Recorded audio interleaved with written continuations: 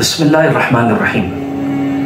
अल्लाह तबारक व तआला ने इंसान को इस तौर से बनाया है कि अगर वो शैतान का मुकाबला करना चाहे तो शैतान का मुकाबला कर सकता है, बस अपने दिमाग को हाजिर रखने की ज़रूरत है। और शैतान कभी भी नहीं चाहेगा कि आपकी ज़िंदगी के अंदर खुशियाँ आएँ या कोई घराना खुशहाल अगर होगा, मियाँ बीवी खुशी के साथ रह रहे होंगे, वो कभी भी इस बात को बर्दाश्त नहीं करेगा। कभी बीवी पर मेहनत करेगा, उसके ज़बान से ऐसे कलिमात कहलवा देगा, कभी शौहर पर मेहनत करेगा, उसके ज़बान से ऐसे कलिमात निकलवा देगा। आप इसका अंदाज़ा इससे लगा सकते हैं कि सऊदिया अरबिया के अंदर एक जगह पर शादी हुई। शादी से पहले लड़की के घर में रिश्ता आया। लड़की माशाल्लाह से खूबसूरत, खूबसीरत और पढ़ी लिखी और घर गृहस्थी वाली, शरीफ, ईमानदार थी। घराना बहुत अच्छा था। और जिसका रिश्ता आया था लड़के का, तो वो घराना भी बहुत अच्छा था। लड़का बरसर रोजगार, शरीफ, ईमानदार था। दोनों घराने आपस में मैच करते थे। तो इस तरीके से जो है निस्बत तय पा गई और अल्हम्दुलिल्लाह शादी हो गई। फिर हक़ महर की जब बात आई तो हक़ महर पर दुल्हन के वालिद ने कहा कि देखें, बात ये है कि हमें पैसों की तो कोई लालच नहीं है, हमें शरीफ लड़का चाहिए था। और अल्हम्दुलिल्लाह अल्लाह ताला ने हमें अता फरमा दिया। तो अब हक़ महर जो है बहुत ज़्यादा नहीं रखना चाहते, हम सिर्फ हक़ महर एक मामूली चीज़ रखना चाहते हैं। और हक़ महर क्या है? हक़ महर सिर्फ एक रियाल रखना चाहते हैं। ये लड़की के वालिद की बहुत बड़ी गलती थी। इस तरह लड़की के जो वालिदैन हैं उनको ऐसी गलती नहीं करनी चाहिए, लेकिन बहरहाल गलती हो गई और उसका उनको बाद में खमियाजा भी भुगतना पड़ा। तो खैर रिश्ता तय पा गया, रुखसती भी हो गई। लड़की बहुत अच्छी थी, उसने सबकी खिदमत की और सब लोग उसके गुण गाने लगे। शैतान कहाँ पर इंसान को लाकर पटकता है और कहाँ इंसान के लिए खुशी बर्दाश्त कर सकता है। शैतान ने इस मर्तबा शौहर को अलाकार बनाया और शौहर के ऊपर मेहनत की और शौहर की ज़बान से ऐसे कलिमात निकलवाए कि जिसकी वजह से उनके घर के अंदर रखना पड़ा। हुआ इस मर्तबा ऐसा हुआ कि एक मर्तबा वो लोग बैठे हुए थे, तो बातों बातों में शौहर कहने लगा कि तुम्हारी कीमत पेप्सी की एक बोतल के बराबर है। यानी सऊदी अरबिया के अंदर पेप्सी की बोतल की कीमत 1 रियाल है। तो कहने लगा जितनी पेप्सी की बोतल की कीमत है उतनी तुम्हारा हक़ महर, तुम्हारी उतनी ही कीमत है, उतने में तुम मुझे मिल गई। तो बात ऐसी थी कि जो कि जाहिर बात है कि दुल्हन को बहुत ज़्यादा सदमा दे गई। वो परेशान हो गई, इसका दिल टूट गया। लेकिन उसने ये सोचा, समझदार लड़की थी, उसने ये सोचा कि भाई ज़बान से ऐसे निकल गया, ज़बान स्लिप हो जाती है। और मर्दों की ज़बान जब चलती है ना तो बहुत बुरा चलती है और स्लिप होती रहती है मुसलसल, जैसे मेरठ की कैंची होती है, इस तरह अब मर्दों की ज़बानें चल रही हैं। औरतों की तो किसी ज़माने में ज़बानें चला करती थी और मशहूर था, लेकिन अब मर्द भी किसी से कम नहीं रहे, किसी से पीछे नहीं रहे। उनकी ज़बानें भी ऐसी चल रही हैं जैसे मेरठ की कैंचियाँ चलती हैं। तो बातों बातों में उसने ये बात कह दी, वो बर्दाश्त कर गई। लेकिन अब शौहर का मामूल बन गया, उसको एक टॉपिक हाथ लग गया। शैतान उसके ऊपर मुसलसल मेहनत करता रहा। और जब भी कोई बात होती वो पेप्सी की बोतल आ जाती, वही पेप्सी की बोतल आ जाती। आखिरकार एक दिन वो कहने लगा कि अगर तुम मुझे ना मिलती तो मुझे एक पेप्सी की बोतल और पीने को मिल जाती, तुम्हारी वजह से मेरी एक पेप्सी की बोतल रह गई। तो अब बीवी के लिए नाकाबिले बर्दाश्त हो गया।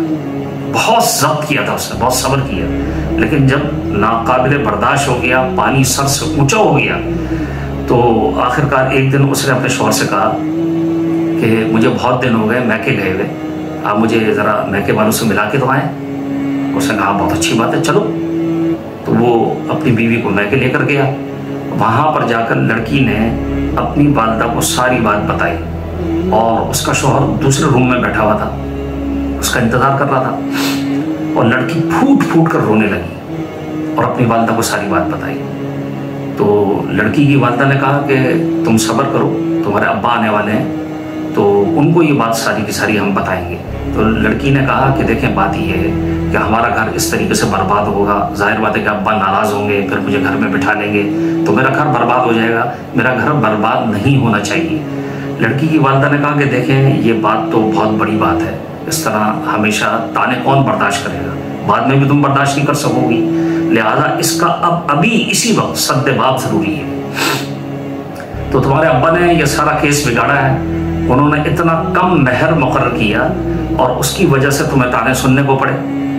तो अब वही इसको संभालेंगे और वही इसका इलाज करेंगे और इसका कोई हल निकालेंगे। तो लड़की खामोश हो गई। थोड़ी देर में वालिद साहब भी आ गए।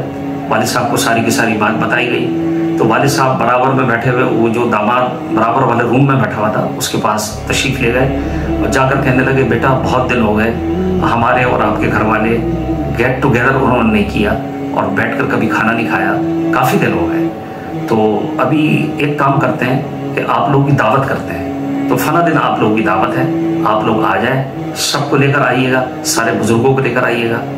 तो लड़का खुशी खुशी चला गया और उन्होंने ये भी कहा कि लड़की को अभी चंद दिन दावत तक हमारे पास ही छोड़ दो। तो उन्होंने कहा बहुत अच्छी बात है। लड़का बखुशी वापस चला गया। मुकर्रर दिन में वो सारे के सारे आन पहुंचे। तो लड़की का जो वालिद था उसने पेप्सी की 3 बोतलें और ले जाकर उनकी खिदमत में पेश कर दी। अच्छे खासे लोग थे। कहने लगे, ये भाई ये पेप्सी की 3 बोतलें, ये आप लोगों की दावत है। अब सब लोग हक्का पक्का रहेगा, एक दूसरे का मुंह तकने लगे कि भाई ये क्या बात कर रहे हैं। तो उन्होंने कहा, देखिए मैंने तो अपनी बेटी का हक के बहर एक पेप्सी की बोतल के बराबर मुकर्रर किया था, नहीं 1 रियाल मुकर्रर किया था। अब यहाँ पर तो मैं 3 पेप्सी की बोतल दे रहा हूँ आपको, तो आप क्यों परेशान हो रहे हैं। तो किसी की समझ में तो खैर कुछ नहीं आया, लेकिन लड़का समझ गया और फिर ये बात खुल गई कि किस तरीके से लड़का मुसलसल लड़की को टॉर्चर किए जा रहा था। तो लड़के के घर वाले सारे के सारे उसको लान तान करने लगे। लड़के से कहने लगे, ये क्या नीच हरकत की तुमने, तुम्हें इस तरह करना चाहिए। उसको डांटने डपटने लगे और माफी मांगने लगे। फिर उसके बाद कहने लगे कि भाई हम लड़की को लेकर जा रहे हैं। तो लड़की के वालिद ने कहा कि लड़की अब ऐसे नहीं जाएगी, या तो आप इसका हक महर 3 लाख रुपए मुकर्रर करें। 3 लाख रियाल आप इसको देंगे तो फिर जाके ये लड़की यहाँ से रुखसत होगी और यहाँ से जाएगी, वरना अभी इसको तलाक दो और यहाँ से आप लोग तशरीफ ले चलो, आप यहाँ से जाए, निकल जाए।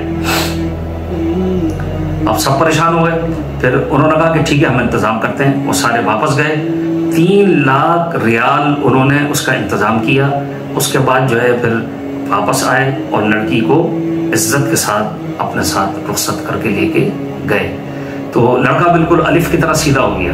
बाद में कोई ताना वगैरह कुछ भी नहीं मारता था, लेकिन अलबत्ता बाज मरतबा कभी कभी ये इस तरह कहा करता था कि अरे मेरी पेप्सी की फैक्ट्री।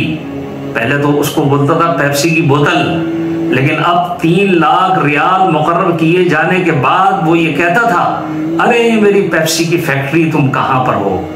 तो इंसान को अपनी ज़बान पर बहुत ज़्यादा कंट्रोल करना चाहिए। मियाँ को भी और बीवी को भी उनकी ज़बान से ऐसे कलिमात शैतान निकलवा देता है, उसकी वजह से हंसता खेलता घर बिल्कुल तबाही व बर्बादी का शिकार होकर रह जाता है। अल्लाह ताला हम सब के घरों के अंदर खुशियाँ अता फरमाए और जो बच्चियाँ और बच्चे अल्हम्दुलिल्लाह शादी कर चुके हैं, अल्लाह ताला उनकी उम्रों में बरकत अता फरमाए, अल्लाह ताला उनकी औलाद में बरकत अता फरमाए और उनके घराने में अल्लाह ताला खुशियों को नाजिल फरमाए। आमीन या रब्बल आलमीन।